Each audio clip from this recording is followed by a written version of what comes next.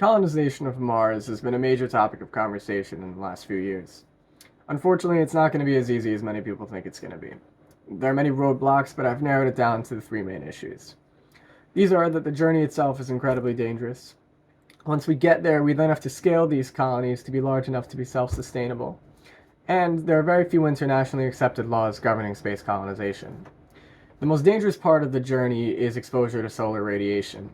As Mikhail Merov points out, had the Apollo 16 and 17 missions taken place just a few months later or earlier respectively, those astronauts would have been exposed to a solar flare that would have meant near certain death for anyone involved. With the trip to Mars expected to take about 7 months minimum, the risk of being exposed to such a cosmic event is greatly increased. On the topic of scale, Igor Levchenko and others point out that a successful Mars colony would need about 5,000 original members to survive the early stages. The current modes of transportation do not provide the means necessary to bring nearly that many people in a quick enough timeline to make a colony survive the early stages.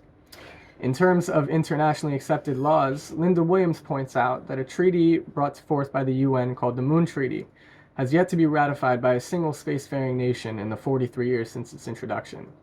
With valuable resources and valuable living space on the line, we could see the new space race turn into a global conflict quite quickly. Many people think that we will make it to Mars in the near future. However, the sheer complexity of the issue means that we will probably not be colonizing Mars within our lifetimes. The most important thing that I've learned since joining and writing and doing my research in this program is the importance of examining multiple resources. In the past, when I would find a resource that I felt satisfied my needs for knowledge, I would be done. Now, I felt that I gained a much deeper understanding and more knowledge on a topic because I had to use multiple resources. I plan on using this outlook as a way of making sure that I keep an open mind, even when I feel that I have a strong grasp on a topic or a concept in the future.